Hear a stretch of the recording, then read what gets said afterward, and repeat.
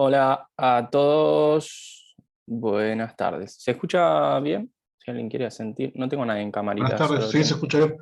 a Alejandro, valiente Alejandro que lo tengo con la cámara prendida. Perfecto. Esperamos un minutito más y ya arrancamos.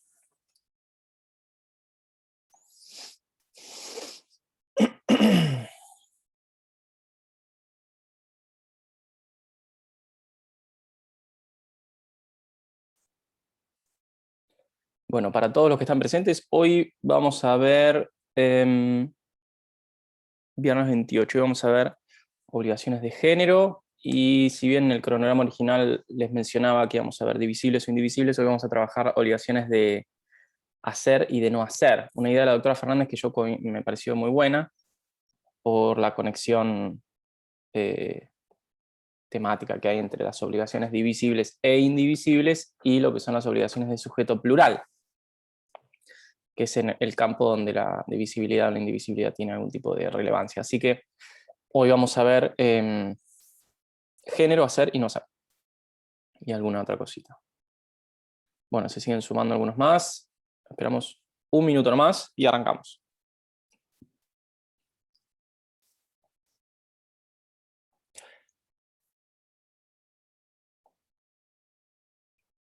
Recuerden, hago un aviso parroquial, no sé si es que a alguien le interesa o le sirve. Recuerden la materia, estudiarla con tiempo, no dejarla para último momento, más allá de que a veces es difícil por las obligaciones que uno tiene en el día. Es una materia por momentos muy técnica, muchas unidades, etcétera, etcétera, pero no la dejen, no se pongan a estudiar 5 o 6 días antes del examen, eso siempre es una estrategia problemática. Así que no les digo leer antes la clase, que sería por supuesto ideal, pero bueno, no ir dejando para el último momento para que no se les acumule. Bueno, 31, comenzamos, somos los que estamos los que somos, veo algo así como 13 participantes, bueno, un número me descuento yo, así somos 12 y no nos da mala suerte. Ustedes van a ver que el programa habla de las obligaciones, el programa y la ley habla de las obligaciones de género, ¿sí? Las obligaciones de género que pueden, a veces, quizás lo que va a tener esta clase, vamos a ver algunas obligaciones que va a ver que algunas van a ser difíciles de traducir en ejemplos cotidianos, no son como las dinerarias, donde durante todo el día ustedes han tenido una infinidad de, de operaciones, de actos jurídicos civiles, donde se han eh, comprometido a pagar un precio o a recibir un precio por alguna cosa. Quizás estas vamos a ir buscando los ejemplos particulares y les puede resultar en algunos casos más abstracta, pero vamos a intentar que les sea sencillo de comprender. Cuando hablamos de las obligaciones de género, las obligaciones de género básicamente son aquellas en las que el objeto está configurado de una manera más amplia, por referencia precisamente a un género, es decir, un sector de la realidad en la que podemos incluir diversas cosas que no son contempladas individualmente, sino en virtud de algún parámetro, de alguna característica que las torna, digamos, evaluables en su conjunto. Hay un parámetro objetivo que está determinado por las partes que les permite precisar ese género como tal. Ahora vamos a, por supuesto, a ver más detalles, pero lo principal de las obligaciones de género es eso. El objeto de la obligación de género está definido de manera amplia con referencia a un sector de la realidad en la que podemos encontrar cosas que no se individualizan o que se determinan en función de algún parámetro o característica común. Esto significa que las obligaciones de género tienen un objeto indeterminado. La respuesta es que sí, pero solo de modo relativo y solo de modo provisorio, como vamos a ver seguidamente. Es decir, es determinable el objeto en función de su pertenencia precisamente a este género y por el número de individuos de esa especie, o por la cantidad, o por el peso, por la medida. Ahora vamos a ver de qué nos habla el código. Las obligaciones de género pueden resultarle con alguna novedad, esto es importante que utilicen bibliografía actualizada. El código anterior hacía algún distingo entre las obligaciones de dar cosas inciertas no fungibles, que son las obligaciones de género propiamente dichas, y las de dar cantidades de cosas. ¿Se acuerdan esa categoría que estudiamos en al ver dinerarias? Que el 765 hace mención, una mención equivocada, al remitir una categoría que ahora ya no existe. Bueno, las obligaciones de género, un poco parte de esa historia en el código de Vélez, entre distinguir obligaciones de dar cosas inciertas no fungibles y las de dar cantidades de cosas. La diferencia en aquella época se decía, bueno, la mayor o menor fungibilidad de la prestación era el dato clave y permitía hacer ese distingo. La doctrina y sobre todo la comisión redactora del nuevo código dijo, no es necesario, ese dato es secundario, no justifica un tratamiento separado, y el nuevo código suprime esa diferencia y las obligaciones de dar cantidades de cosas desaparecen, salvo, insisto, la mención que vimos en la primera parte de la materia, al hablar de dinerarias, y unificó ambas categorías en las obligaciones de género. Reiteremos, ¿qué es un género? ¿A qué llamamos género? Es una categoría de cosas que está integrada por una pluralidad de objetos que tienen características y condiciones en común. El género no existe materialmente, el género es un conjunto ideal, es una abstracción, pero que permite contener un número ilimitado de casos individuales. Por eso se dice el género, en principio, es inagotable, es imperecedero. No es posible decir que el género ha perecido, sino que el género no perece, nunca perece. Si ustedes van al código y tienen el código por ahí, o cargado en la computadora, van a ver que el artículo 762 les dice que la obligación de dar es de género si recae sobre cosas determinadas solo sobre su especie y sobre su cantidad. ¿Esto qué significa? Que las obligaciones de género es, reitero, las que recae, el objeto de la obligación recae sobre una cosa determinada únicamente por la especie y por la cantidad. Pongamos un ejemplo para que toda esta cháchara que les estoy diciendo les sea un poco más accesible, para que no nos manejemos en el plano únicamente de los conceptos. Bueno, un ejemplo de manual. Los criadores, no sé si alguno tiene algún perro de raza, ¿sí? Cuando uno a veces contrata o compra un perro de raza, habla con el criadero y asume, probablemente paga un precio y el criador de perros se compromete a entregarle 1 o 2 perros de, no sé, raza bulldog francés de menos de 2 meses de edad, por ejemplo. ¿Sí? No, la obligación que surge no surge en términos de ese perro que tiene esa marca o que tenga las orejas, no. Está determinado por la especie, un perro de esta raza, y por la cantidad. Quiero 2 de esos. ¿Sí? Un criador de caballos frente al comprador que le ofrece, por ejemplo, también 3, 4, 5 caballos de tales características. De vuelta, especie y cantidad. El vendedor de autos, aquel que compra para su empresa 3 camiones de marca Iveco, modelo K123, ¿sí? No están individualizados, no son específicamente ese camión que está en esa esquina estacionado, no, son 3, el objeto está determinado por la especie de objeto, que en este caso la cosa comprometida, pero no individualizada, sino la especie y la cantidad, ¿sí? 4 camiones de estas características y este modelo. Esa es, en definitiva, la obligación de género y cómo se diferencia con las obligaciones de dar cosa cierta. Yo no compro ese camión que estoy viendo ahí, ¿sí? Compro tantos camiones de tal modelo y, por supuesto, ahora vamos a ver cómo ocurre la elección o cuándo, en qué momento se individualiza. Las cosas, insisto, que componen el objeto de la prestación están solamente determinadas por la pertenencia al género, ¿sí? Por eso se dice que son homogéneas, ¿sí? Los 2 perros que yo compro son 2 de muchos que el criador tiene, que tienen esas mismas características, y las cosas son homogéneas, decía, y son fungibles las cosas que integran ese género. En principio, no me interesa, por supuesto ustedes me pueden dar ejemplos y podemos refinar los ejemplos que se alejan de lo que yo les estoy diciendo, pero imaginemos idealmente, aunque sea a los fines pedagógicos, no me interesa exactamente qué camión me da o cuál de los caballos finalmente la persona me entrega, sino que lo que me interesa es que se cumpla la especie comprometida y la cantidad. Por eso en principio son homogéneas y fungibles, las cosas que integran ese género. Todo individuo de la especie equivale a otro de la misma especie, por lo tanto pueden sustituirse. Y eso genera una función económica muy importante, porque le permite al acreedor quedar satisfecho con la obtención de cosas que pertenecen al género, y en la medida en que le den la cantidad comprometida, sin necesidad de que queden en el momento de la constitución de la obligación individual y precisamente determinadas.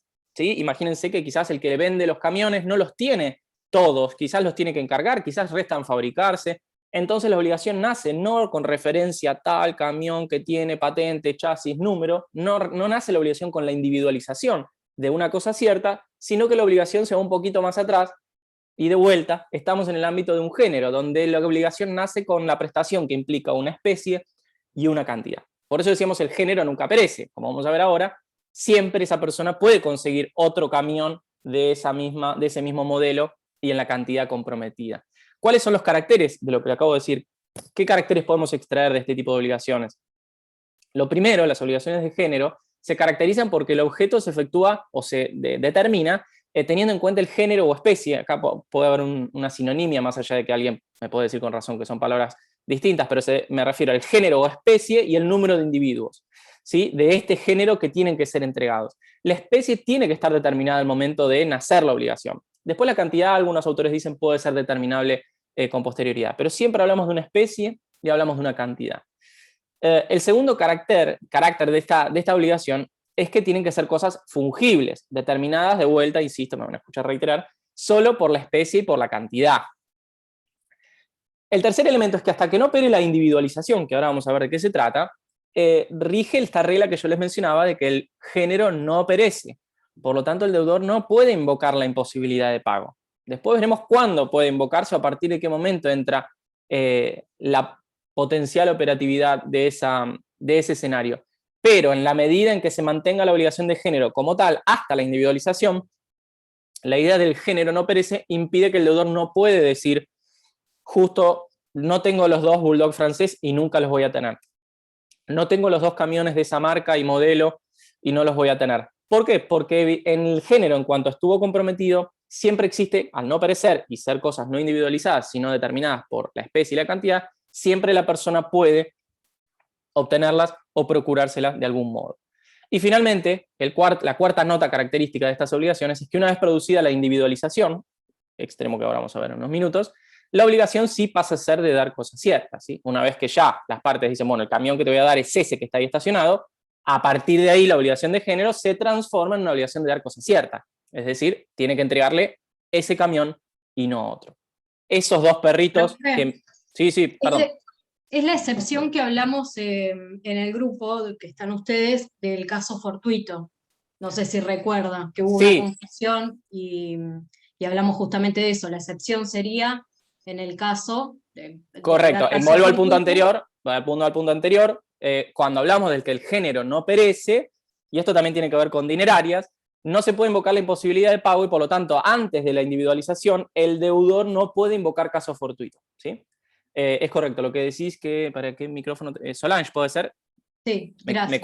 Me cuesta a veces ubicarlos acá en el listado. Correcto, es correcto lo que dice Solange, ahora los vamos a ver. Si quieren, para no frenar, porque seguramente muchas de las cosas que van a preguntar, yo se las voy a ir contando unos minutos después. Si quieren, tomen nota y 15 minutos antes de terminar vamos con todas las preguntas que se les ocurran. Porque estoy seguro que muchas de las cosas que me van a preguntar los vamos a ir viendo en el desarrollo con más ejemplos. Pero sí anótenlas si quieren, usen el chat, no hay ningún inconveniente. Lo que les decía, una vez producida la individualización, la obligación de género pasa a ser una obligación de dar cosas ciertas. Esto está regulado en el artículo 763.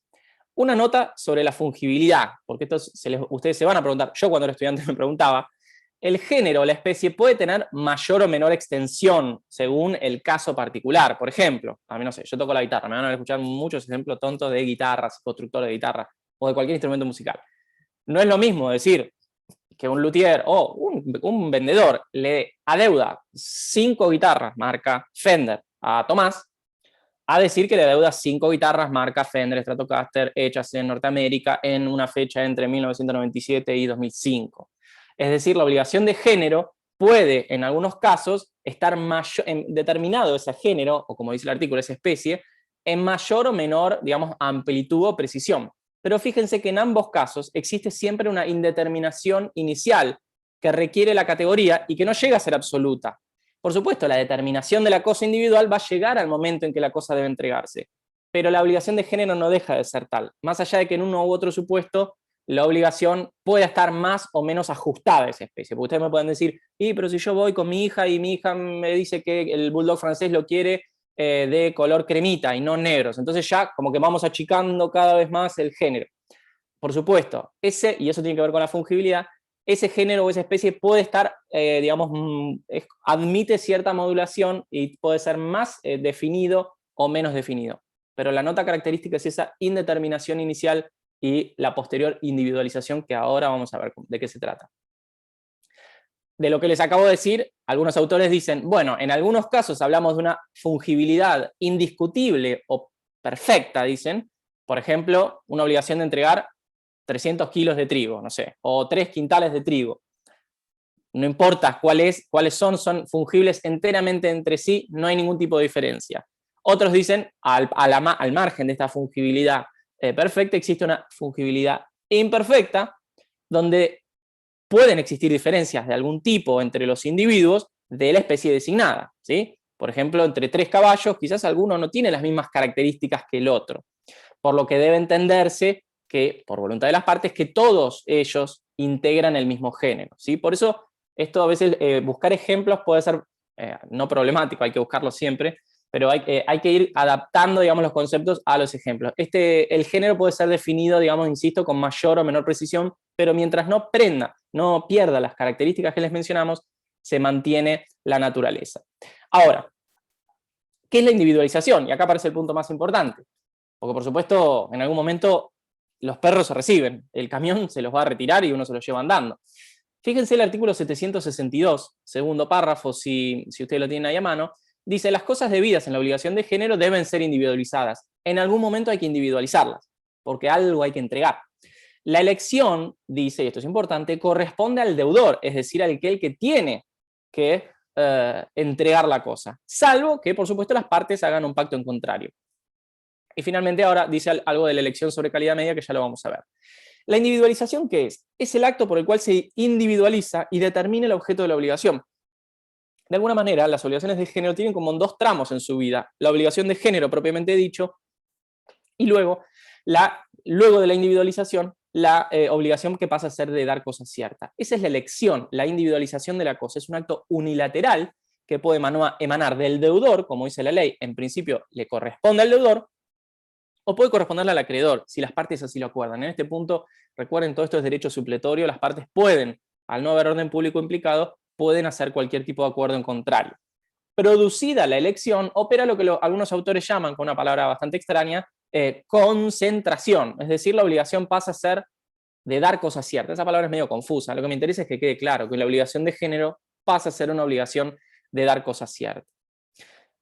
¿Quién tiene que elegir? Ya lo dijimos, el deudor en principio, puede hacerlo el acreedor si las partes así lo disponen o de manera conjunta, no hay ningún tipo de inconveniente. Es decir, mira, con el criador decimos, mira, yo quiero dos bulldog francés, pero el día en que vos tengas ahí toda la tropa de perros, lo elegimos conjuntamente. Ok.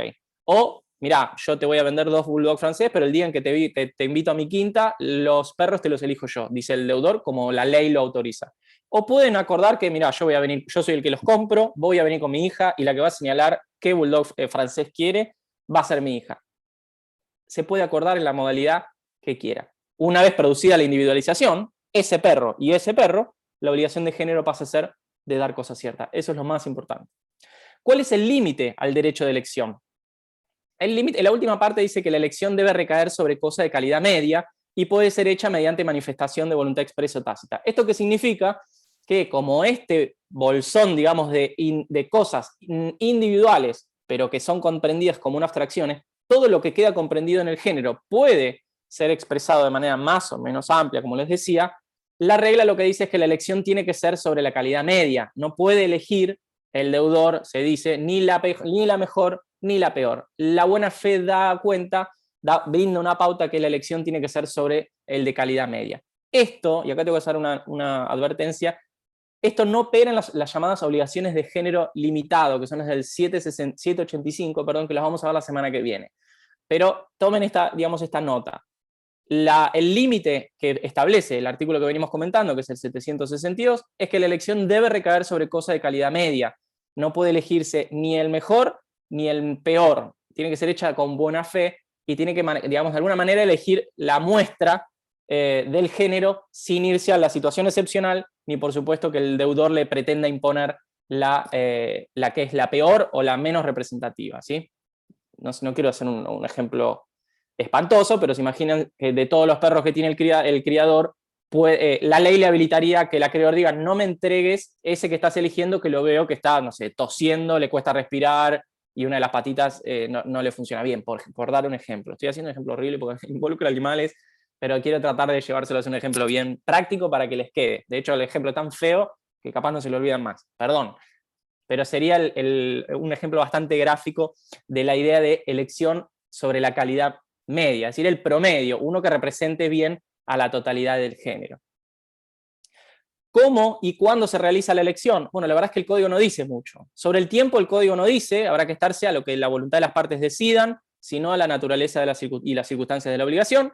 Qué sé yo, por ejemplo, en el caso de la concesionaria, la concesionaria elegirá los camiones a entregar en el momento en que se efectúa la entrega, o el criadero en estos perros, en el ejemplo de los perros, quizás la elección se hace en el día en que acuerdan para ser entregados. Muchas veces, en los ejemplos que se les ocurra, es con la entrega donde se efectiviza la elección precisa. Bueno, de todos estos camiones, te llevas esos dos. Listo. Se individualiza y la obligación pasa a ser de dar cosa cierta.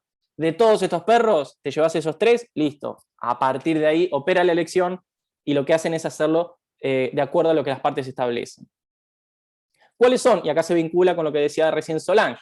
¿Cuáles son los efectos de la individualización?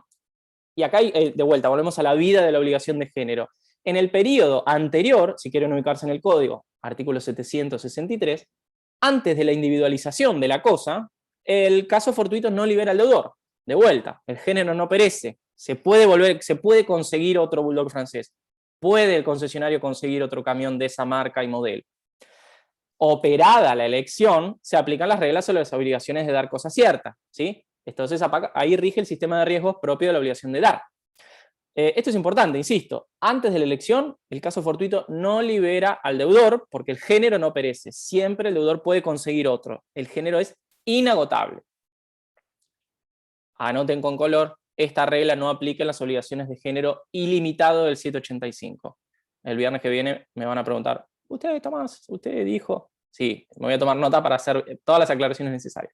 Después de producida la elección, opera esta llamada concentración, o se transforma la obligación de género en una obligación de dar cosa cierta, y se aplican las reglas de las obligaciones de dar cosa cierta. Ya no hay indeterminación relativa del objeto, que era solamente provisoria, y ya sabemos exactamente qué objeto material tiene que entregar el deudor. La individualización, por supuesto, supone trasladar los riesgos del contrato. El caso fortuito deja de estar sobre las espaldas del deudor y pasa a ser un riesgo digamos, del comprador, porque en realidad con la elección se realiza la entrega, con la entrega opera la tradición, y con la tradición, sacando el caso de los bienes de los vehículos, porque recuerden que es necesaria la inscripción constitutiva en el registro, etcétera, etcétera, pero imagínense al perrito entregándole el bulldog francés, con la entrega del perro opera la tradición, y con la tradición opera la adquisición del derecho real.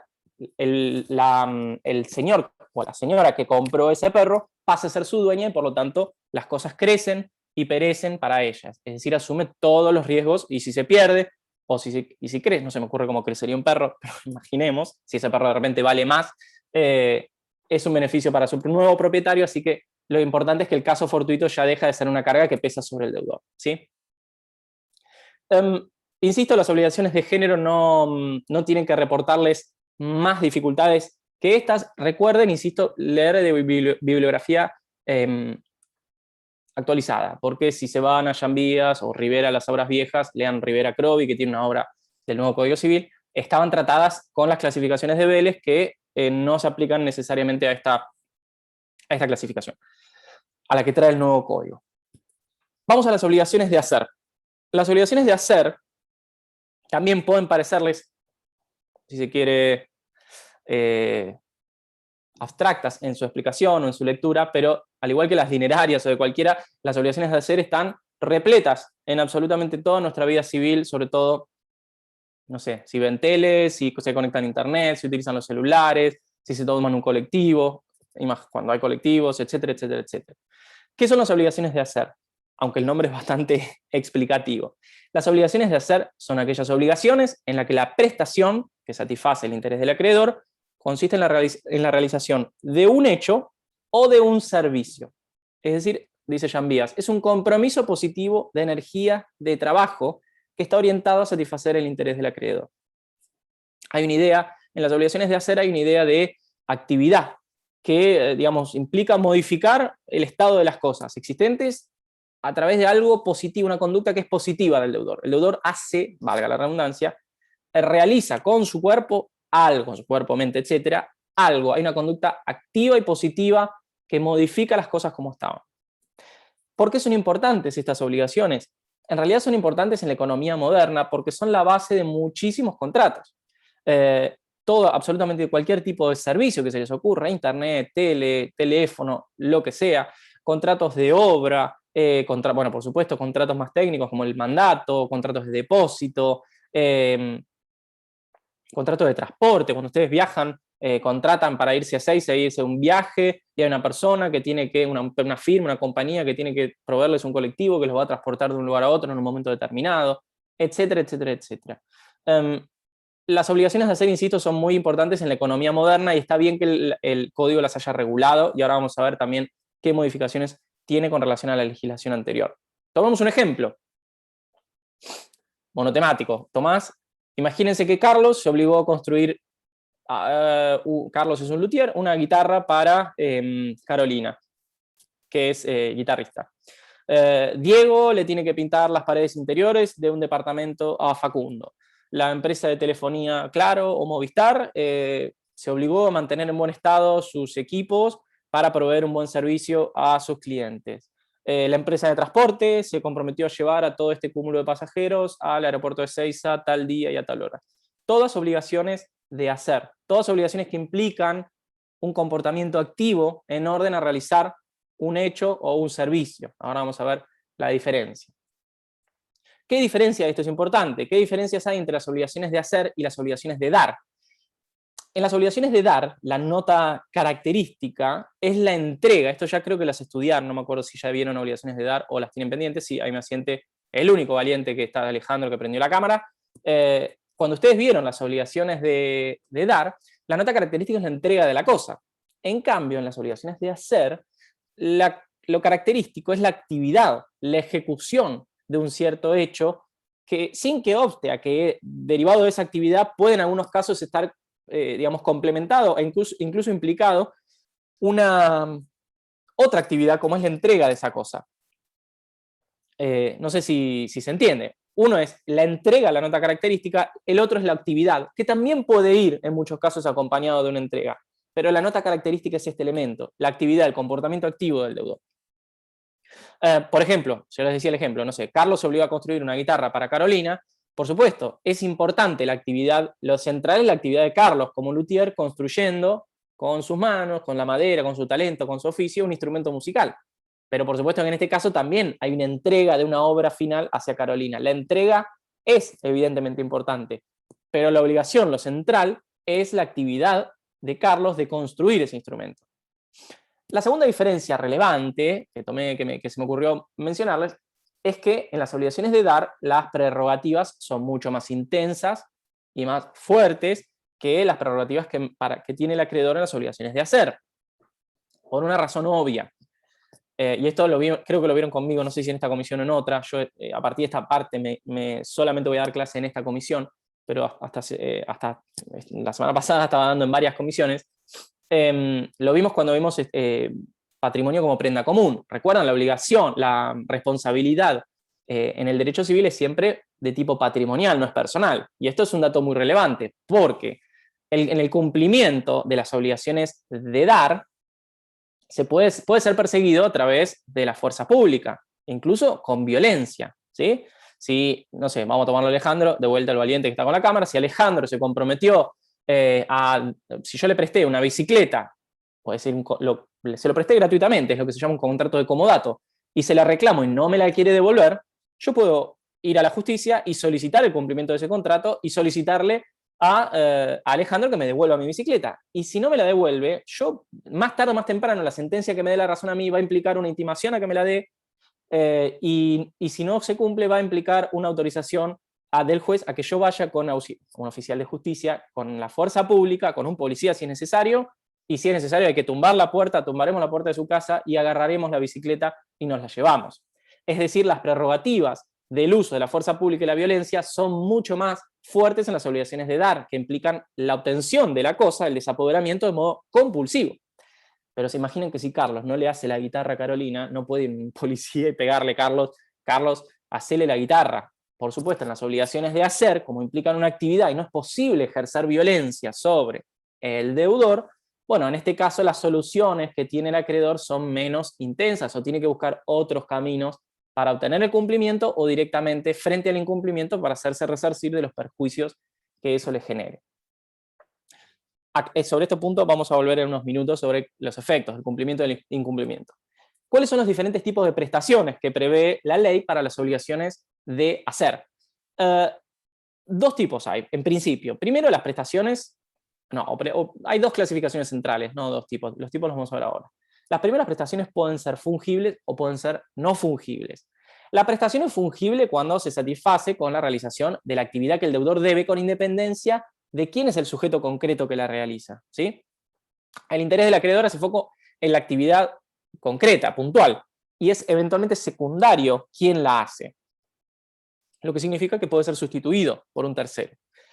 En cambio, la prestación no es fungible cuando el interés del acreedor solo se satisface si es el propio deudor que realiza la conducta debida, ¿sí? Es lo que se llama una obligación intuito personal o personalísima. Solo me interesa, yo acreedor, que el deudor sea él y sea él quien cumple esa obligación. Se imaginan que si ustedes contratan a un cirujano para que les realice, un cirujano estético para que les realice, no sé, alguna curación en alguna herida o en alguna cicatriz, y minutos antes de la operación, el cirujano, que es el deudor, les dice, mira, yo te cuento, yo ahora tengo un partido de pádel, la operación la va a hacer un amigo, quédate tranqui, eres recapo. Ustedes razonablemente pueden invocar que eso es un incumplimiento de una obligación de hacer no fungible. ¿Por qué? Porque por las características y la confianza implicada en esa obligación, ustedes como acreedores solo veían satisfecho su interés en la medida en que sea ese sujeto, ese cirujano, y no otro el que cumpla la prestación. En cambio, si, no sé, ustedes van a Tienda León para irse a Ezeiza, para luego irse, no sé, al sur de la Argentina de viaje, en principio no les interesa si es un chofer de esa empresa a quien contrataron o si justo ese día, por razones X, ese transporte lo realiza otra persona o incluso por problemas técnicos, la compañía con la que ustedes contrataron llama a otro servicio, a otro camión y los transporta igualmente en la fecha y en el tiempo indicado. En principio esa prestación sería de tipo fungible. Entonces en cada caso ustedes tienen que evaluar si se trata de una prestación fungible o no. El luthier, por ejemplo, todo lo que tiene que ver con los oficios, en general, en los casos extremos es fungible y en otros no tanto. Se me ocurre, no sé, llego a arreglar un pantalón, bueno, si tengo que coserle algún detalle, alguna rotura, no me interesa, no necesariamente me interesa que lo haga la persona a quien me recibe la prenda, puede hacerlo otra o alguna socia, alguna colaboradora, es fungible esa prestación. Pero de vuelta, el cirujano, el abogado, sobre todo los profesionales a quienes uno fue a consultar específicamente, bueno, son prestaciones de hacer no fungibles. ¿Cómo se determina? El artículo 776 dice que la prestación puede ser ejecutada por persona distinta del deudor, salvo que surja de la convención o de la naturaleza de la obligación o de las circunstancias que fue elegido por sus cualidades para realizarla personalmente. Se dan cuenta que la norma, insisto, 776, les da un criterio bastante amplio, lo cual a veces es difícil. Es el juez, tienen que convencer ustedes al juez de que era esa persona y no otra la que ustedes querían que cumpla la prestación implicada en la obligación.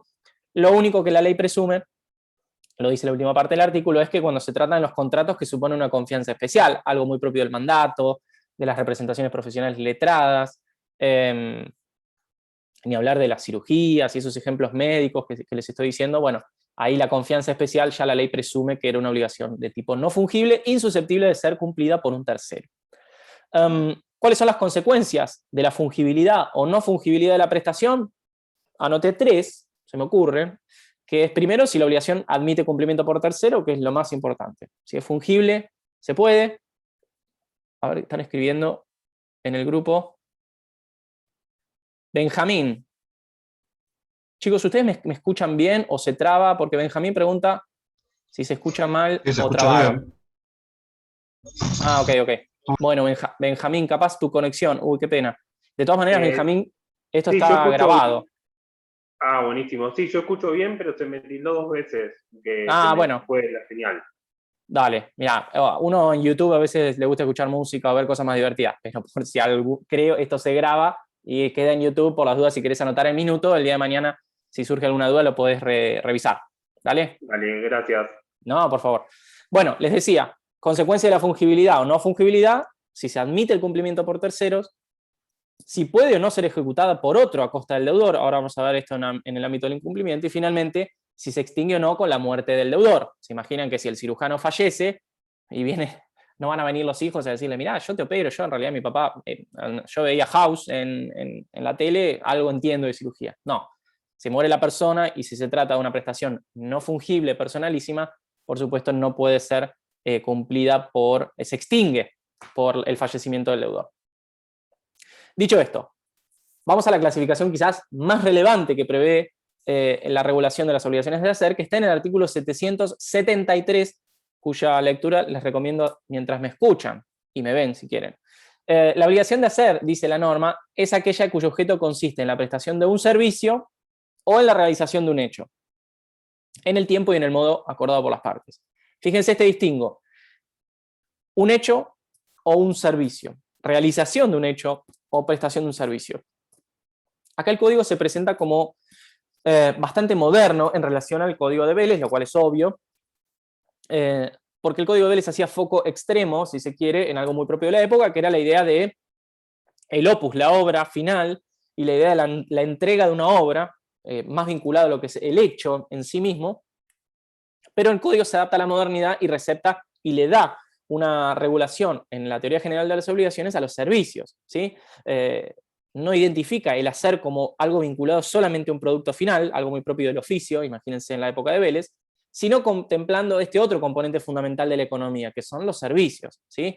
A ustedes Movistar no les debe un hecho concreto, en general, todas las relaciones, todas las obligaciones emergentes de un prestador de telefonía celular, de internet, de lo que se les ocurra, implica un hacer, muchas obligaciones de hacer, ¿sí? Más allá de que después eso pueda ser representado en un cierto resultado. El servicio es una actividad intangible que para el acreedor se agota con el consumo inicial y desaparece. No hay necesariamente una cosa como resultado final. Por supuesto que puede haberla, pero es un dato a que acá resulta accesorio o meramente instrumental. El hecho debido ya apunta así a la obra. Hay un resultado de la actividad que es susceptible de ser entregado. Acá se combina la actividad y ese resultado. En el hecho es tan importante la actividad como el producido final. Ese es el dato que a mí me interesa. Por ejemplo, un ejemplo que siempre los autores dan es el DJ, por ejemplo. El DJ, ustedes contratan, se casan, no tienen una fiesta de 15, contratan a un DJ que pasa música durante toda la noche. Y es difícil pensar que se trata de un hecho, porque no hay un producto o resultado final, sino que lo que hay es simplemente un servicio. Es toda la actividad en sí lo que constituye la prestación que satisface el interés del acreedor. En cambio, el luthier, que construye el instrumento, se compromete a hacer un hecho cuyo producto final es relevante, que es la obra. Acá sí es relevante la obra, la actividad y el resultado. ¿Cuál es la diferencia más importante? Bueno, en términos de responsabilidad. La responsabilidad en los servicios puede ser subjetiva u objetiva, como vamos a ver ahora. En cambio, en los hechos o las obras, la responsabilidad tiende a ser objetiva. Y esto ingresamos en una de las normas más difíciles de interpretar, que es el artículo 774. La responsabilidad del que se obligó a hacer un hecho, insisto, es de tipo objetiva, dado que si no se entrega, si no está presente o no entrega el resultado, el deudor no cumple. Es decir, si Carolina, tomemos el ejemplo que se había dado, si en el día acordado Carlos no le entrega a Carolina la guitarra construida, hay un incumplimiento, no hay mayor análisis para hacer. No interesa su mayor o menor diligencia en esa entrega, el deudor incumple. Pero con los servicios, el artículo 774 hace alguna diferencia, y si tienen la norma a la vista, léanla mientras la charlamos, porque es interesante. Por un lado dice, cuando el servicio implica realizar cierta actividad con la diligencia digamos, apropiada, independientemente de su éxito. Este es el primer tipo de, a ver si no quiero hacer memoria con el artículo, le voy a poner el código en vista. 774. La prestación de un servicio puede consistir en y menciona realizar cierta actividad con la diligencia apropiada independientemente de su éxito. Esto es básicamente es un tipo de obligación que compromete un factor de atribución de tipo subjetivo, porque es una obligación, no sé si ya lo vieron, es lo que se llama obligación de medios o de diligencia, y el resultado no está asegurado para nada, o el éxito de ese resultado, si se quiere. La prestación es la actividad en sí misma con una diligencia apropiada. El inciso B, que es el más difícil de interpretar, dice que el servicio también puede consistir en procurar al acreedor un cierto resultado concreto, pero con independencia de su eficacia. Lo cual es muy difícil de imaginar a qué se está refiriendo. Se aplica un factor de atribución objetivo, porque en principio es una obligación de resultado. Pero es muy difícil entender cómo esta categoría se diferencia de la restante, que la llama procurar al acreedor el resultado eficazmente prometido. Un ejemplo clásico de obligación de resultado son las cirugías estéticas o algunas cirugías donde en la medicina no se pueden asegurar resultados, porque por supuesto no se puede asegurar que la persona va a sanar, pero en el ámbito de las cirugías estéticas o de la medicina estética, bueno, el resultado sí pasa a ser un componente de la obligación. Pero es difícil entender qué ejemplos puede marcar este distingo entre un resultado independientemente de su eficacia a un resultado eficazmente prometido. Esto yo lo he charlado con colegas en el Poder Judicial y no se nos ocurre. Sobre todo es difícil comprender qué parámetros se está evaluando cuando se habla de eficacia, ¿sí? Es un parámetro bastante laxo. Pero bueno, en definitiva, en estos dos supuestos, lo que está comprometido es un servicio apuntando a un cierto resultado. Uno, cuya eficacia no es asegurada, y otro sí, un resultado que se asegura como eficaz. En cualquier caso, la doctrina entiende son supuestos de responsabilidad de tipo objetiva. Ahora, lamento por supuesto no darles ejemplos porque yo lo que les puedo transmitir es la inquietud y la duda. De hecho, uno consulta los libros y los libros no se animan, a veces no encuentro, me cuesta encontrar obras donde los autores marquen un distingo en esta supuesta diferencia de eficacia. Y todos los ejemplos que he hablado con colegas no nos terminan de satisfacer. La verdad que en la práctica no se ven mucho, no hay jurisprudencia sobre este tema tampoco. ¿Cómo se cumplen estas obligaciones? Obligaciones de hacer, sea de hecho o de servicio. Fíjense que el artículo 775 dice que el deudor debe realizar el hecho en tiempo y modo acordes a la intención de las partes o con la índole de la obligación. Y ahora vamos a ver qué pasa si no lo hace. De vuelta, estamos hablando de una regla completamente amplia. Lo que básicamente está diciendo el código es la obligación tiene que cumplirse como las partes lo hubiesen establecido. Algo que puede ser objetable porque no siempre las obligaciones de hacer tienen fuente convencional, a veces surgen de la ley. Pero bueno, en cuanto al tiempo, la obligación tiene que ser cumplida, estas son ideas generales, en el tiempo fijado expreso tácitamente por las partes, o el que surge tácitamente de la naturaleza de la obligación y circunstancia de la obligación, y si no hay ningún modo de saber cuándo hay que cumplir esta obligación, no queda otro remedio que ir ante un juez.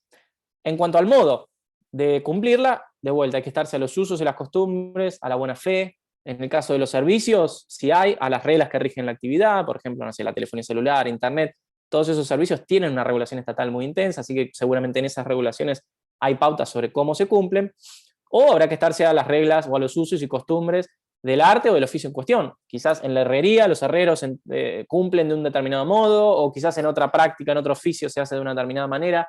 Es algo muy casuístico, hay que estar en cada caso insisto, usos y costumbres, a la buena fe, y si existe alguna regulación que rija la actividad de que se trate.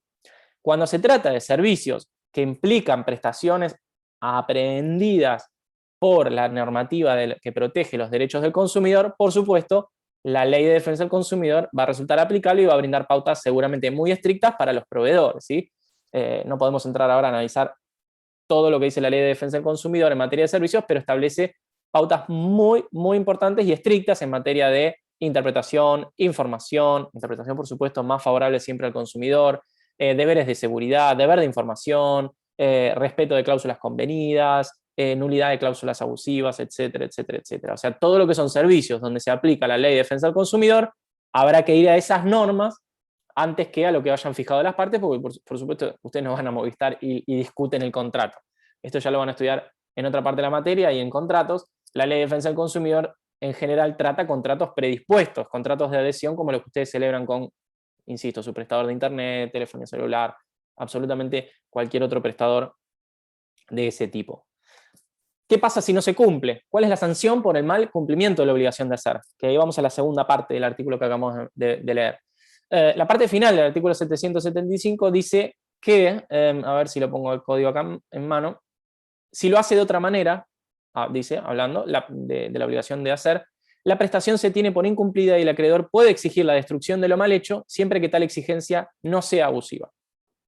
Es decir, tiene derecho a destruir lo mal hecho en la medida en que ello no constituya un camino de acción que se considere abusivo. Un ejemplo, creo que esto lo dice Pizarro y Vallespinos, el deudor que tenía que plantar 400 pinos en un campo y planta 400 robles. Se equivoca, el ingeniero agrónomo, lo que sea, se equivoca de árbol, ¿sí? Un ejemplo clásico de este tipo de supuestos. ¿Por qué? Porque además retirar esos árboles es algo muy costoso, lleva tiempo, dinero, etcétera, etcétera. En el caso del acreedor, lo que podría hacer es decir, bueno, esto no es lo que contraté, esto no es lo que yo quería, esto no es un cumplimiento correcto y adecuado de la obligación de hacer que tenía mi deudor. Bueno, los quito a costa del deudor, llamo a alguien que los saque, le pido la factura y ese dinero se lo pido luego al deudor. La doctrina se pregunta, ¿tiene que ir a un juez para hacerlo o lo puede hacer de propia mano? La opinión mayoritaria dice que sí, que no puede el acreedor ejercer esta prerrogativa de destruir lo mal hecho. Por lo tanto, hay que ir ante un juez y sería un ejemplo de, digamos, justicia por mano propia en el ámbito civil, ¿no? Que es un poquito más tranquila que la que estudian en derecho penal. Pero básicamente este tipo de prerrogativas hay que ejercerlas con intervención judicial. Por supuesto que esto no impide otras soluciones, ¿sí? Esto involucra algunas cosas de contratos, pero otras soluciones implicará que el que contrató esos 400 árboles para su campo, bueno, suspenderá el cumplimiento de su propio contrato. Por ejemplo, quizás hay un saldo de precio, no lo va a querer pagar hasta que la prestación esté bien cumplida. Podrá resolver el contrato por incumplimiento, llévate los árboles, ya no me interesa ningún árbol, y esto no, lo vemos en tribunales con la indemnización de los daños y perjuicios, o quizás una pretensión de cumplimiento forzoso, si quiere no solamente que lo saque, sino que además quiere que cumpla y que instale y que plante los árboles correctos, o eventualmente, insisto, puede ser ejecución por un tercero, llamar a otra persona que ponga los árboles correctos y cobrarle ese costo a la original deudora, y finalmente resolver, cuando decimos que el contrato quede sin efecto, y todo esto termina en la indemnización de los daños y los perjuicios ocasionados. ¿Sí? Lo importante que tienen que tener en cuenta es esto: la destrucción de lo mal hecho es una prerrogativa que tiene límites, ¿sí? Que es la abusividad, no tiene que ser abusivo. Lo cual hace que necesariamente tenga que intervenir un juez, porque quizás ningún acreedor se va a animar a destruir lo mal hecho, con el riesgo de que después un juez pueda considerar que esa prerrogativa fue ejercida de modo abusivo, lo cual significa que tiene que absorber los costos, sacar esos 400 árboles para que después un juez diga, no tenías derecho a sacarlos, tendrías que haber primero pedido autorización a un juez y yo considero que esa quita de árboles, bueno, fue abusiva y por lo tanto no tenés derecho a repetir el precio de lo pagado. Bueno, ahí se pone un poquito más espinoso. Necesariamente entonces en la práctica se va a acudir ante un juez. Puede ejecutarse de manera forzada esta obligación, según el artículo 777, inciso A, el incumplimiento imputable da derecho al acreedor a exigir el cumplimiento específico, ¿sí? Esto es una consecuencia directa de lo que dice el artículo 730, inciso A, los famosos medios legales para pedir el cumplimiento de la obligación. Pero, como siempre, cuidado, si la obligación es intuito personae, la ejecución forzada específica no es posible. Les vuelvo a reiterar esto, como el jefe Bárbaro, y como siempre digo, guiño, guiño, cuando hablo de datos importantes. Si la obligación no es fungible y es intuito personae, la ejecución forzada específica no es posible. Porque se imaginarán que el juez no va a mandar a la fuerza pública a que agarre las manos del cirujano y opere a la fuerza al paciente, si el cirujano no quiere cumplir. Por lo tanto, la ejecución forzada específica no es posible cuando la obligación es personalísima. En cambio, si la obligación no tiene ese carácter y la prestación es efectivamente fungible, bueno, es perfectamente posible la ejecución forzada específica. ¿Sí? En el caso de un contrato de transporte, no sé, si nadie lo quiere transportar, el juez podrá ordenar que otro chofer, otra empresa reemplace ese servicio y se realice el transporte prometido, ¿sí? No interesa quién lo cumple. Por lo tanto, esa ejecución forzada es posible. Por supuesto, frente al incumplimiento, el acreedor podrá reclamar además no solamente el cumplimiento, sino siempre los daños y los perjuicios. Recuerden el tramo de la deuda y el tramo de la responsabilidad. Una vez que ya está incumplido, en un supuesto de incumplimiento relativo, no solamente se pide el cumplimiento de lo debido, sino también la reparación de los perjuicios. Es posible la ejecución por un tercero a costa del deudor. Artículo 777, inciso B. Permite al acreedor hacer cumplir coactivamente la prestación por un tercero a cargo del deudor. Es una aplicación también directa del artículo 730, inciso B. Se requieren dos requisitos acá. Primero, que el deudor esté en mora, y que el incumplimiento sea de tipo relativo, ¿sí? Porque tiene que, digamos, no, el incumplimiento no tiene que impedir que sea todavía posible cumplir. Si hubiera habido un plazo esencial, por supuesto, ya no interesa, ¿sí? No le va a interesar al acreedor que me lleve ese 6 el martes y el avión mío salió el lunes. Ya está, ese tiempo ya pasó. Y finalmente, vinculado al interés del acreedor, la prestación tiene que ser fungible, es decir, debe ser susceptible de ser prestada por otro para que proceda a la ejecución por otro. Insisto, lo que acabamos de decir, en las prestaciones personalísimas, la ejecución por un tercero no es posible. No puedo pedirle a un juez que otra persona, otro cirujano, cumpla la obligación de que me opere Carlos si yo quiero que me opere Diego, que era mi deudor original. Porque la prestación es personalísima. Solo me interesa que la cumpla el deudor que yo tuve en miras al momento de celebrar el acto jurídico que da nacimiento a esa obligación. Recién hablamos de que la norma habla del mal cumplimiento de las obligaciones de hacer. Creo que era el 700, a ver si tengo el código acá, 775. No, 770, y se me fue de la pantalla, porque tengo tantas cosas abiertas. Si lo hace de otra manera, dice la norma, es un giro bastante extraño. ¿Qué es el mal cumplimiento de una obligación de hacer? En realidad, esto de vuelta tiene que juzgarse de buena fe, no hay un parámetro concreto. ¿Cuándo está mal cumplida la obligación de hacer? El cumplimiento en tiempo y modo, por lo pronto, tiene que ser razonable, tiene que cumplirse en tiempo, en modo, y la prestación tiene que estar, debe brindar o el servicio o el hecho, o la realización del hecho, debe abastecer lo que las partes razonablemente creyeron, obrando con buena fe, con cuidado y previsión, que estaría implicado en la obligación, ¿sí? El cumplimiento tardío, además, debe ser significativo, debe ser relevante, salvo supuestos de plazo esencial. Sí, si la guitarra no se la da a Carlos, el lunes, sino que se la da el martes. Bueno, en definitiva, las obligaciones de hacer tienen que siempre obrarse con buena fe y para que el acreedor no ejerza abusivamente los derechos. Pero no hay un parámetro para saber cuándo está mal cumplida. La buena fe es un criterio completamente laxo, ambiguo, un poco esponjoso, donde hay que analizar cada caso particular si eso está bien o está mal cumplido. Y la diferencia, si hay un resultado implicado en la prestación, bueno, la diferencia entre la expectativa y lo que finalmente ocurrió tiene que tener importancia y tiene que tener gravedad y no haber sido tampoco consentida con el acreedor. Yo me acuerdo, hace muchos años contraté a un luthier que me hizo una guitarra y le pedí un color específico y cuando me la terminó y lo vi, y la verdad es que no era lo que yo le había dicho. Hubo una situación incómoda, le dije, y sí, no, yo te había pedido otra cosa. No es porque no es que se confundió rojo con verde, pero por ejemplo, por decir algún ejemplo, que no me acuerdo ni qué color era, si era un rojo, esto era un naranja medio rosado. Y le dije, no era lo que yo quería, pero me la llevo. Yo acepté, yo como acreedor toleré y consentí esa diferencia.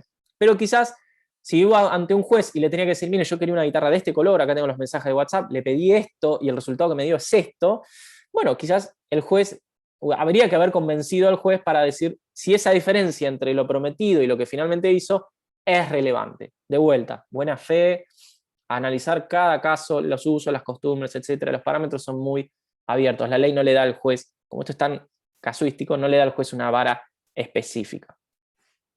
Vamos a un instituto que se llama incorporación de terceros en las obligaciones de hacer. Les pido que pongan la vista en el artículo 776.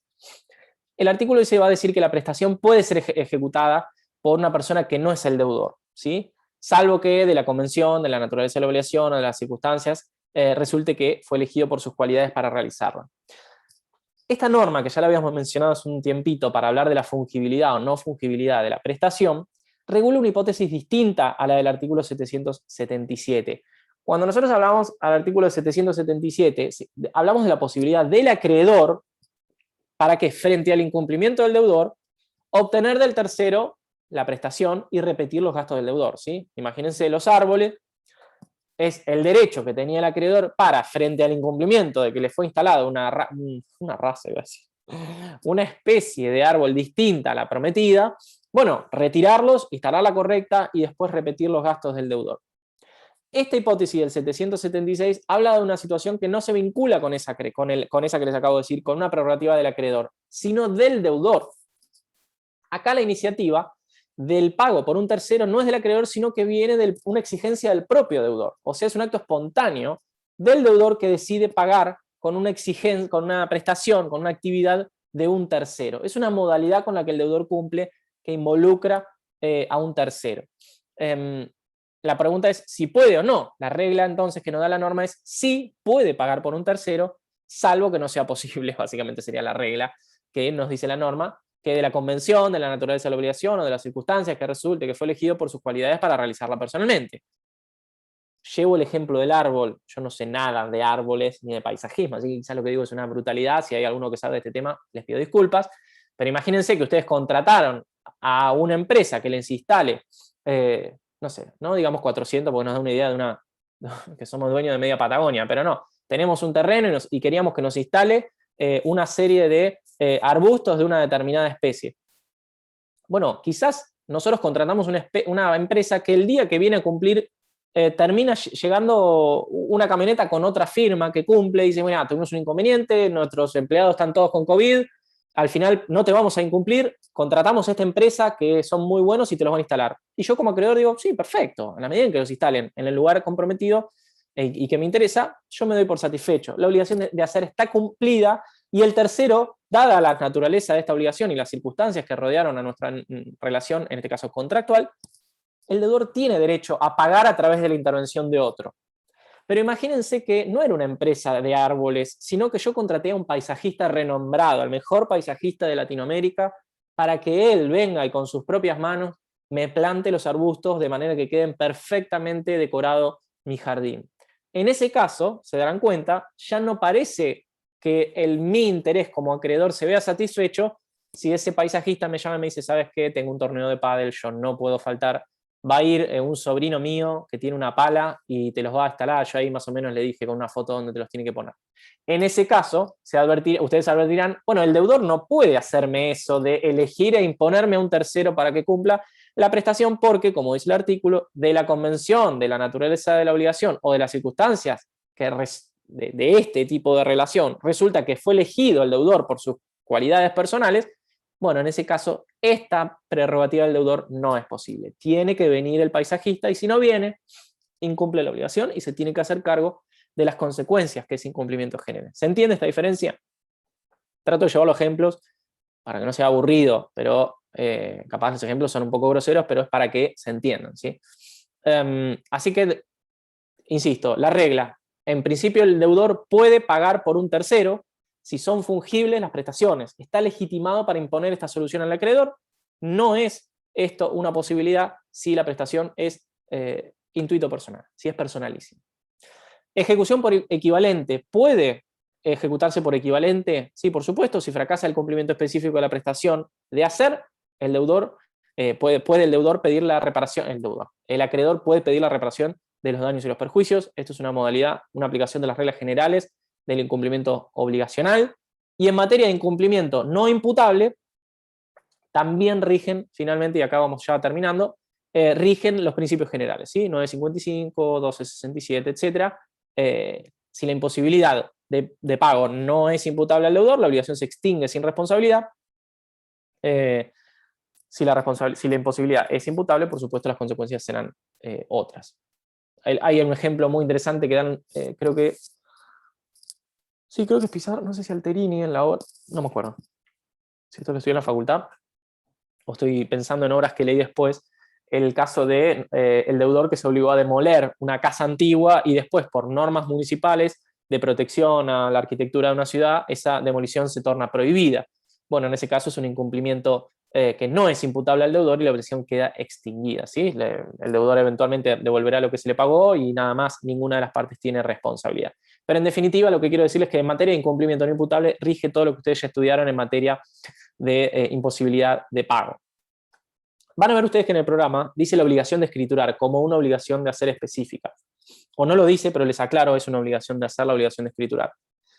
Hacemos un pequeño raconto histórico, creo que lo vieron conmigo, no me acuerdo si lo vieron conmigo o con algún otro docente en esta comisión, que ustedes seguramente estudiaron las obligaciones de dar para transferir derechos reales, se acuerdan del sistema de título y modo, que para transferir derechos reales sobre inmuebles, ustedes necesitan 3 elementos, 2 que son esenciales. El título, que es un acto jurídico, que esto le costó el recuperatorio a varios, que decían el título es un documento legal que da seguridad jurídica, otros decían el documento es la escritura, el documento es la causa, el título es la causa, es el acto jurídico que, revestido de las formalidades que exige la ley, es apto para transferir el derecho real vinculado a en este caso, un inmueble.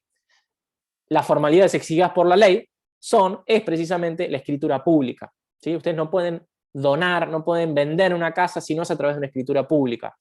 Eso es el título, el acto jurídico que cumple con las formalidades de la ley y que es apto para transferir un derecho real. Y finalmente se necesita el modo, que es la tradición, la entrega de la cosa, es decir, el acto en el que se le asigna las facultades de poder al sujeto con relación a la cosa. Y finalmente la inscripción registral, meramente declarativa, donde este derecho real ya nacido entre las partes se hace oponible a terceros. Por eso es declarativa, declara un derecho real que ya nació entre las partes, pero lo hace conocido y oponible a todos. Este pequeño raconto, ¿para qué es? Porque se acuerdan que vimos que no todo el mundo cuando vende una casa automáticamente va a la escribanía. La práctica negocial, que ahora el código regula, nos indica que se celebra primero un llamado instrumento privado que denominan las partes boleto de compraventa. El boleto de compraventa, ¿qué es? Es un contrato, durante 50 años los autores discutieron qué naturaleza tiene, no viene al caso acá discutirlo, pero el boleto de compraventa es un contrato donde las partes acuerdan todas las modalidades de la operación, pero de la cual emerge la obligación más importante, que es que en algún momento compradora y vendedora tienen que ir a un escribano a celebrar la escritura. Es la obligación más importante de un boleto de compraventa. Carlos le vende a Tito una casa, y tal, este es el precio, y este se lo va a pagar en tantas cuotas, y las expensas del departamento, imaginemos que no es una casa, es un departamento, las expensas se pagan hasta acá, las pago yo, después las pagas vos, todo lo que quiera, pactan todo lo que se les ocurra. Pero en algún momento, sobre el final del boleto de compraventa, van a decir, la escritura se va a celebrar dentro de los 60 días, y se tiene que ir a la escribanía tal, que es el escribano designado, y ahí van a celebrar la escritura. Es decir, a ese acto le van a dar la formalidad exigida por ley. El boleto de compraventa, insisto, vale como acto en el que las partes se obligan a cumplir con la formalidad que prevé la ley, que es, como dice el artículo 1017, inciso A, la escritura pública. Entonces, ¿qué es la obligación de escriturar? La obligación de escriturar es una obligación de hacer. Es una obligación de hacer muy compleja, porque involucra en general a ambas partes. Implica ir a una escribanía, implica realizar algún tipo de trámites, a veces llevar algún tipo de documentos, etcétera, etcétera, etcétera, pero es básicamente una obligación de hacer, muy importante en el mundo de los negocios inmobiliarios. ¿Qué pasa si, celebrado un boleto de compraventa, alguna de las partes no celebra la escritura? Esto nos pregunta el programa, el supuesto de incumplimiento. No necesariamente tiene que ser el vendedor, puede ser el remiso para escriturar, puede ser también el comprador, o los dos, o lo que sea. En uno u otro caso, el artículo 1018 es claro, el juez lo puede hacer en su representación siempre que las contraprestaciones estén cumplidas o esté asegurado su cumplimiento. ¿Qué significa eso? Que la prestación, la obligación de escriturar es una obligación fungible. La prestación es fungible, porque o la hace el deudor o la hace el juez. ¿Sí? Esto es algo que se hace mucho en tribunales, en juicios de escrituración, hay a montones, boletos de compraventa en donde alguna de las partes no quiere o no puede escriturar, se va ante un juez, se inicia un juicio, si el juicio es ganado, se intima al deudor a que se presente en el juzgado, digo mejor, que se presente ante el escribano, y si no cumple, se firma la escritura se firma en el juzgado. Va el escribano al juzgado, y el que firma en lugar del deudor es el juez. Estoy pensando en mi experiencia, he trabajado en tribunales varios años en primera instancia, y hemos hecho montones de escrituraciones. Es básicamente como trasladar la escribanía por un momento hacia el juzgado. ¿Qué pasa si la escritura es imposible? Y esto es algo que ocurre. Puede ocurrir que la escrituración a manos del juez a veces sea imposible, por causas que a veces son o no son imputables al demandado, al que es remiso en otorgar la escritura. En cualquier caso, si se verifica, por ejemplo, se me ocurre, nos pasó en un caso donde el vendedor no es el dueño del inmueble.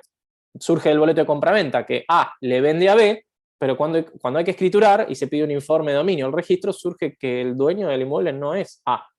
Por lo tanto, esta obligación de escriturar no la puede cumplir, ni tampoco la puede cumplir el juez en su nombre, porque imagínense que el juez, reemplazando a este sujeto remiso en escriturar, no va a firmar como dueño, en nombre del dueño, que en realidad no es tal. En esos casos, el acreedor puede optar por resolver el contrato y reclamar los daños y los perjuicios. Es un apercibimiento, dice la doctrina, es un apercibimiento que va implícito en la condena. Por lo tanto, no es necesario un nuevo juicio. Es decir, B le hace un juicio a A para escriturar, y si esa escrituración deviene imposible, ese juicio se transforma en un juicio donde este contrato Lucas Hussey 1017-1018. No es la obligación de escriturar, no está regulado en ningún artículo, está regulado en la formalidad exigida para la transferencia inmobiliaria, esa norma. Vuelvo, les decía que si la escrituración se deviene imposible por alguna circunstancia, el juez no va a vencer ese impedimento. Esto también en mi práctica, yo he trabajado muchos años en primera instancia, en juzgado de primera instancia, y muchas veces pasa que el juicio de escrituración gana, el actor logra ganar el juicio y condenan al demandado a escriturar, pero después cuando viene el escribano y ayuda al juez a conseguir todos los documentos necesarios para hacer la escritura, surge que la escritura no se puede hacer, y el juez no va a firmar igual y vencer todos esos obstáculos. El juez, insisto, solo reemplaza al deudor remiso en escriturar cuando la escrituración es técnica y registralmente posible, ¿sí? Eso se hace también con ayuda del escribano, que se designa, se sortea un escribano de un listado, y finalmente es el escribano que va a participar.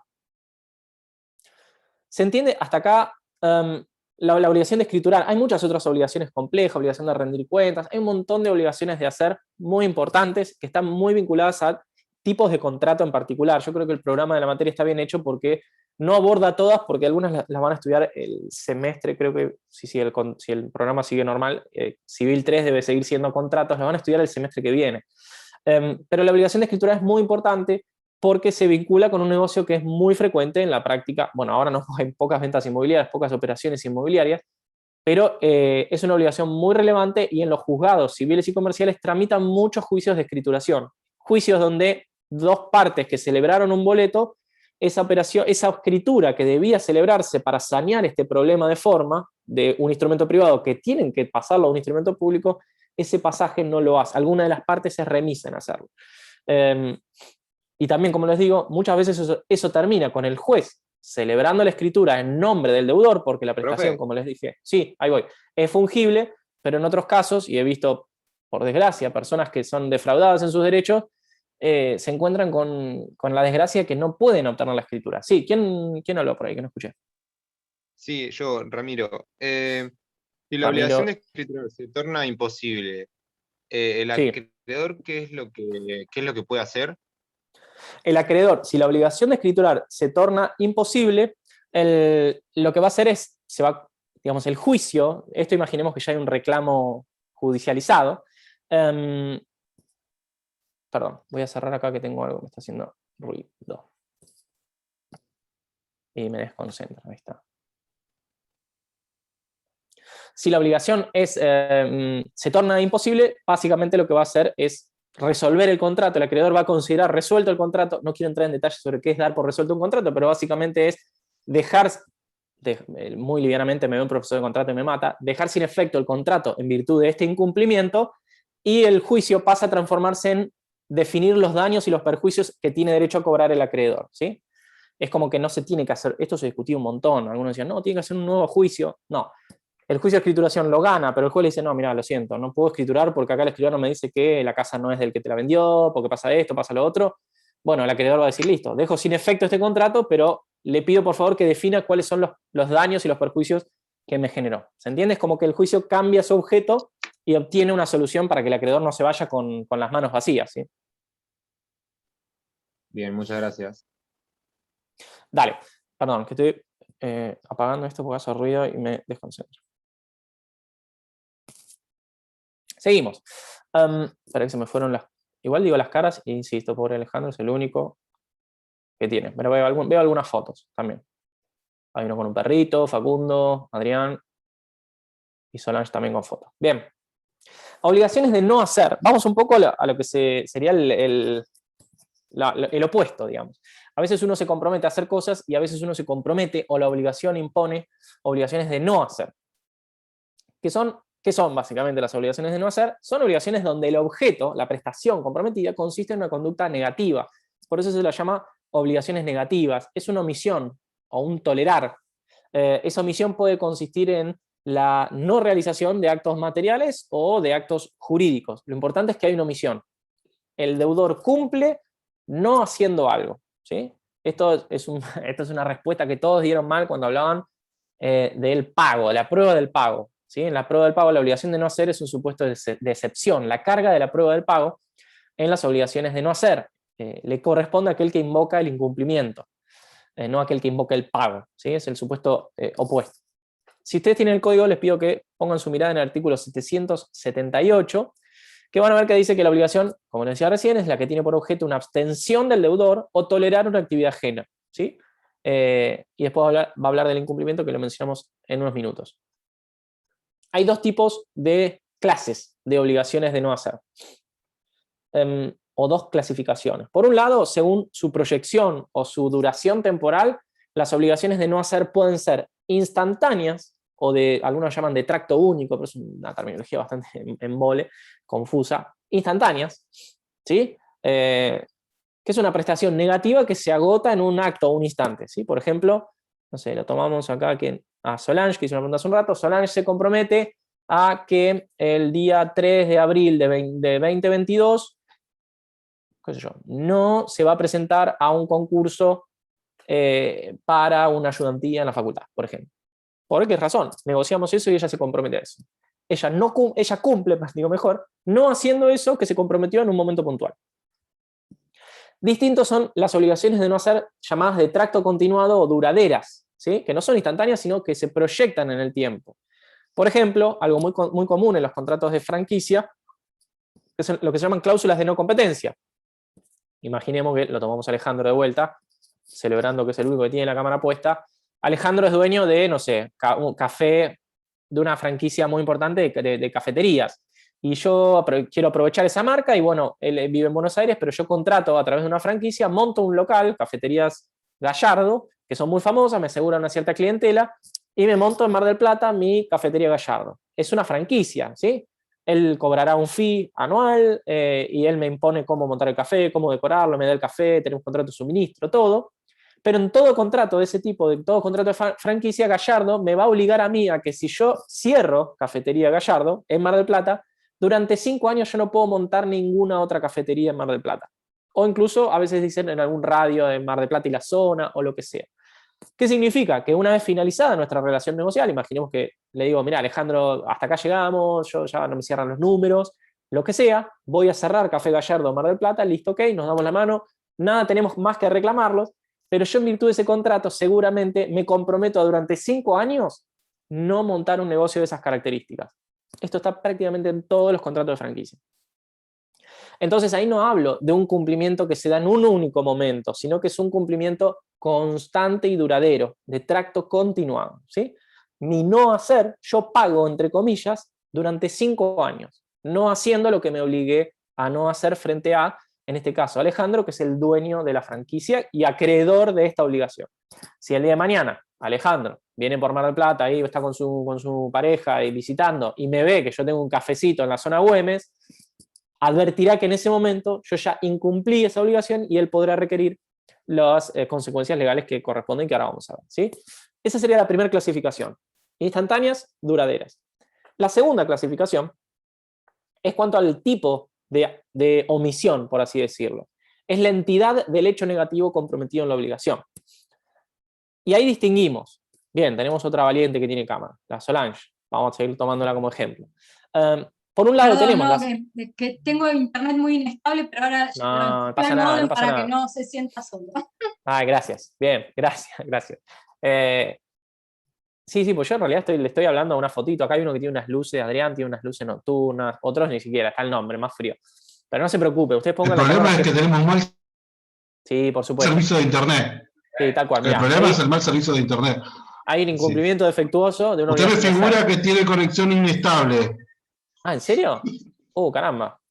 Bueno, voy a revisarlo eso. No importa que usted conecte la cámara, yo hago el chiste para reírnos. Es viernes, casi 8 de la noche, imagínense que estamos todos cansados. Conecten la cámara si pueden, si no, despreocúpense. Dijimos primera clasificación, vamos a la segunda clasificación. La obligación de no hacer puede ser, por un lado, de las llamadas obligaciones de abstención, donde la conducta negativa del deudor se manifiesta a través de una abstención pura de determinados actos materiales o jurídicos que podría realizar si no estuviera obligado, ¿sí? Esto, por ejemplo, es muy común en, déjame pensar, consorcios. Yo estoy en un departamento ahora. Es muy común en los consorcios, no muy común, no, es casi, está legalmente establecido y los reglamentos de copropiedad lo establecen. Ustedes no pueden, los que tienen frente, por ejemplo, pintar la pared exterior de su departamento de color rosa fluo cuando el edificio tiene un frente blanco. Ustedes no pueden alterar la fachada general y común del edificio. Entonces, eso es algo que ustedes podrían hacer, de no estar obligados. Lo podrían hacer tranquilamente, pero están obligados a no hacer ese tipo de cosas. O no construir un muro de determinada altura en algún barrio determinado, etcétera, etcétera. Son obligaciones donde se abstienen de hacer algo que podrían hacer. Frente a estas, se oponen no se oponen, pues son otra clasificación, las llamadas obligaciones de tolerar, ¿sí? Donde en realidad acá el deudor, de la obligación de no hacer, lo que hace es soportar que otro realice un hecho que, de no existir esa obligación, hubiera podido de alguna manera repeler o impedir, ¿sí? Imagínense, en este caso sí, el ejemplo de manual, es que ustedes, si tienen la suerte de tener un departamento y lo dan en alquiler, ustedes como locadores se obligan, no pueden ir en cualquier momento, tocar la puerta y decirle, che, este departamento es mío, quiero entrar a ver cómo lo tenés, a ver, correte, que esto es mío y yo entro. Ustedes en el marco de un contrato de alquiler asumen, y además la ley lo establece, ustedes asumen una obligación de no hacer, que es que tolerar que el otro, el inquilino, viva en esa unidad y no tienen que molestarlo. Ustedes no puede venir el locador, golpear la puerta y decirle, che, yo quiero entrar porque la casa, el departamento es mío. Hay una obligación de abstenerse de realizar actos que molesten o turben, se dice, el derecho del inquilino a usar la cosa alquilada. Por eso se habla de que tienen que soportar o tolerar que otro realice un hecho que, de no existir la obligación, hubiesen podido repeler. Si ese inquilino no fuese tal, por supuesto, el locador podría entrar a la vivienda y sacarlo o ejercer los derechos que le corresponden, ¿sí? Esa es la clasificación, si se quiere, digamos, contraria a las de abstención. Y finalmente, una tercera clasificación, que es la más obvia, es que la fuente de las obligaciones de no hacer a veces son convencionales o a veces son legales. ¿Sí? Pueden hacer de la ley o de algún acuerdo de partes. ¿Cómo se evalúa el cumplimiento? No hay mucho para decir. El cumplimiento específico se rige por las disposiciones del artículo 775, que regulan las obligaciones de hacer, ¿sí? Debe cumplirse en tiempo y modo, acorde a la intención de las partes. Lo que tiene la obligación de no hacer es que, como hay una pasividad, es la obligación que uno puede estar pagando sin hacer nada, y eso es el cumplir, básicamente. ¿Qué pasa si no se cumple? Artículo 778, el único artículo que nos va a interesar. Fíjense que esa norma, si no mal lo recuerdo, lo que nos dice es que la obligación de no hacer la define, ¿no? Es aquella que tiene la abstención del deudor o tolerar una actividad ajena, y dice que el incumplimiento imputable, es decir, el incumplimiento que le es atribuible al deudor, permite reclamar la destrucción física de lo hecho y los daños y los perjuicios. Básicamente lo que establece es la consecuencia principal del incumplimiento, que es la destrucción física de lo que el deudor hubiera hecho, y a reclamar la indemnización de los daños que le ha generado. No se puede hacer justicia por mano propia, por lo tanto estas prerrogativas se ejercen yendo ante un juez, ¿sí? Entablando una demanda, ganando el pleito y obteniendo una decisión que le dé la razón. ¿La ejecución forzada es posible? De vuelta, la respuesta es un depende. Tal como ocurre con las obligaciones de hacer, en las de no hacer la ejecución forzada, es posible mientras no se violente la persona del deudor, ¿sí? La obligación de no hacer debe ser de las llamadas duraderas o continuadas, necesariamente, ¿sí? Esto es importante. No es, o sea, esto no es un tema central en la materia, pero les digo, esto es un dato central de las obligaciones de no hacer. Solo las que tienen la ejecución forzada solo es posible en la obligación de no hacer duraderas o continuadas, no en las de tipo instantáneas, porque la de tipo instantáneas, una vez que incumple, se acabó, ya el incumplimiento es de tipo absoluto. Si Solange se presenta en el concurso que se comprometió a no presentarse en esa fecha que dijimos del 2022, y yo no tengo manera del día siguiente decirle al juez que obtener el cumplimiento de algo que ya, con su sola actividad, ya implicó un incumplimiento que es definitivo. Por lo tanto, solo es posible en las duraderas. Volvemos al ejemplo de Cafetería Gallardo. Si Alejandro se presenta ante un juez de Mar del Plata y le dice, miren, Tomás montó una cafetería y yo tengo acá un contrato donde se obligó por 5 años a no hacer este tipo de comercios. Bueno, le pedirá al juez entonces que cierre mi negocio y que impida que yo continúe ejerciendo ese tipo de actividad en virtud de lo que establece ese contrato. ¿Se entiende? En este caso es posible, puede pedirle Alejandro a un juez que me obligue a mí a no hacer algo porque es de las obligaciones de tipo duraderas, no las instantáneas. ¿Sí? Esto es una consecuencia evidente, si no implica volver en el tiempo. Insisto, el cumplimiento forzado ya no es posible, además no hay interés que pueda ser satisfecho una vez que el deudor hace aquello que se obligó a no hacer en un momento determinado. Y finalmente, y con esto ya vamos terminando, si es posible la ejecución por otro de las de no hacer, la mayoría de la doctrina entiende que no. Las prestaciones implicadas en las obligaciones de no hacer son esencialmente infungibles, por lo tanto, no pueden ser cumplidas por un tercero. Son menos 10, yo me había anotado 10 minutos para hacer preguntas y la verdad que llegué perfecto, me siento muy orgulloso de mi tiempo. Les pido, si tienen alguna duda o inquietud, que me la digan ya. Si la sé, la respondo, si no la sé, la estudio. Ustedes disparen, alguna duda, inquietud, curiosidad, etc. Sé que están cansados, es tarde, es la última clase. Yo me acuerdo que cursaba varias materias en el horario de las 6:30. 3. A ver. ¿Quién? Espera. Lucas. Lucas, acá te veo. Lucas Giussi. Dale. Sí. Entonces, cuando el código habla de dar cantidad de cosas, nos remitimos a las obligaciones de género. Cuando el código dice cantidades de cosas. De cosas. ¿Cómo en qué momento? A ver si estudiaste la bolilla correspondiente. Es que ahora no tengo el artículo. Tenía entendido que el código habla mal erróneamente porque esa clasificación no existe más. Correcto. La respuesta a tu pregunta sería así. El código, no existen hoy las obligaciones de dar cantidades de cosas. No es una categoría, no la encontrás en ningún lado en el código. Es un dato histórico que yo les dije que antes existía esa categoría junto a las de dar cosas inciertas no fungibles, pero ahora todas confluyen en las obligaciones de género. El error, ¿cuál fue?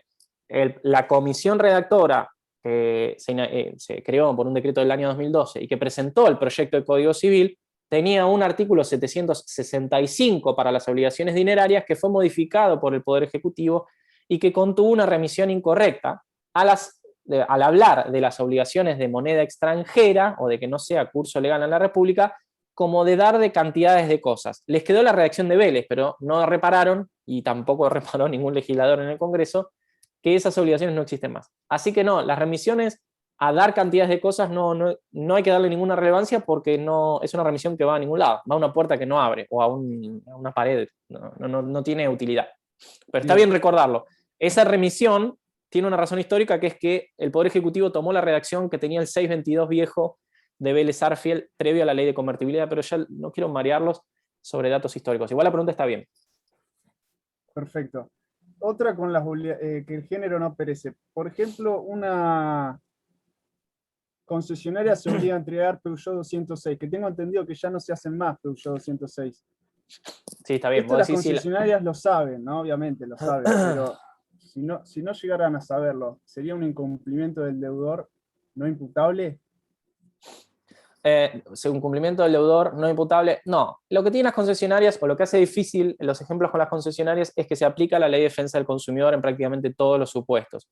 Lo que implica unas prerrogativas para el cliente que compra mucho más fuertes o intensas. Entiendo lo que vos decís de el género no perece, pero capaz el concesionario llama y dice, che, mandame 2 Peugeot 206, y de Tigre le dicen, no lo fabricamos más, ahora tenemos el nuevo. Y el cliente decía, no, yo quería ese. En realidad, la respuesta sería la misma. El género no perece es un presupuesto, si se quiere, intelectual, que no necesariamente puede ser en algún caso, no significa que el deudor no tenga dificultades o incluso una imposibilidad de efectivamente conseguir un individuo de ese género. Pero en la medida en que ese género es contenía individuos que en algún momento para el deudor fueron conseguibles, no lo puede invocar, ¿sí? Es más un bloqueo a un argumento más que un dato de hecho concreto. Es como te diga, el dinero no, es un género que no perece, por lo tanto no hay incumplimiento absoluto de las obligaciones dinerarias. Esto lo estudiaste en la primera parte de la materia. Y pero vos me podés decir, pero no puede ser que el deudor no consiga plata, no tiene y en la calle nadie le regala. Sí, por supuesto, puede ocurrir que no tenga plata, que nadie se la dé y que el deudor no tenga un centavo.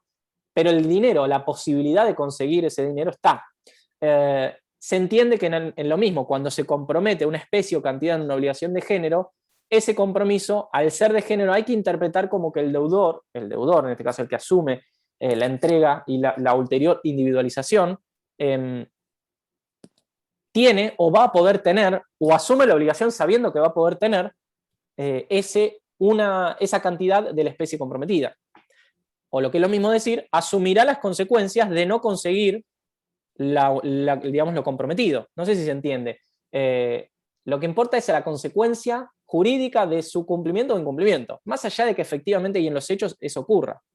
Al juez, imagínate, no le va a interesar que diga, no, pero mira, me llamaron de fábrica que el 206 se reemplazó por un modelo. El juez le va a decir, ¿vos qué tipo de auto te pagó este señor? Y me pagó un 206 gris. ¿Y dónde está el 206 gris? No, pero de fábrica, listo. No está el 206 gris, y bueno, hay incumplimiento.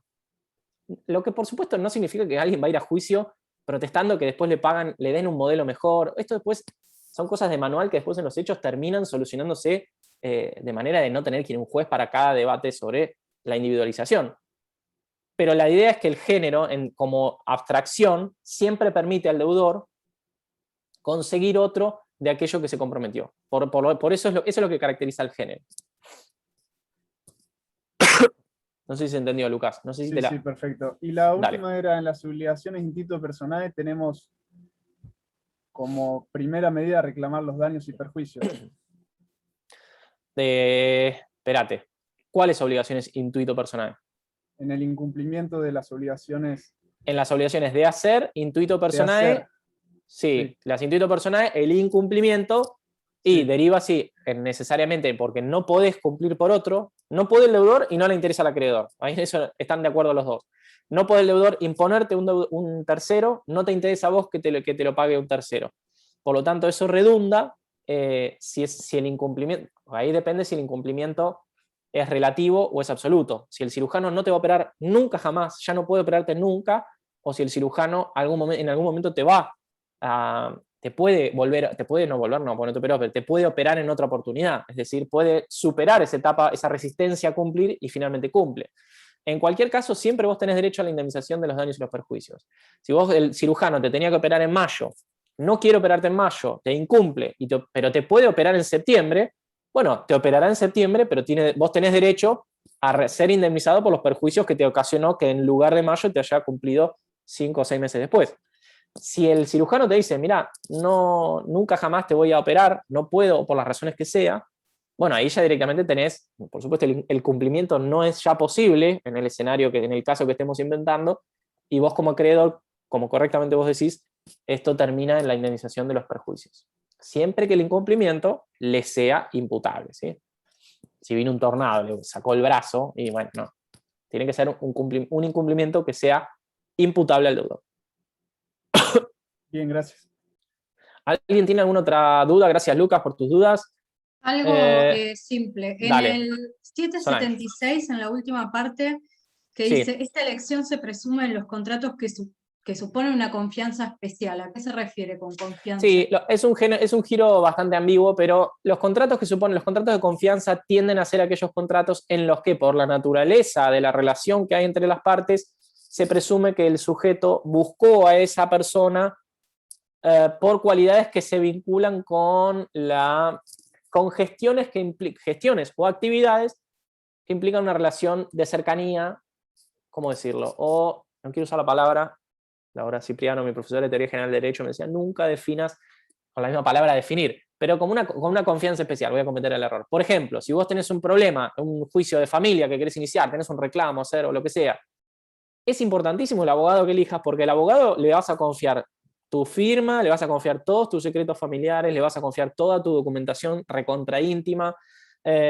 quizás vos apoderás a alguien para que te realice, no sé, te vas del país, pero tenés algunos asuntos que resolver acá, apoderás a alguien para que te haga esas diligencias, te vaya al registro, ese contrato de mandato, bueno, supone seguramente una relación de confianza en a quien le delegás toda esa serie de tareas que son muy importantes en tu vida. Lo mismo como el caso del cirujano. Los contratos donde hay una confianza especial, bueno, me imagino una prestación, mi mujer es psicóloga, un contrato profesional que implica una prestación de un psicólogo. ¿Que sos psicóloga? No sé si...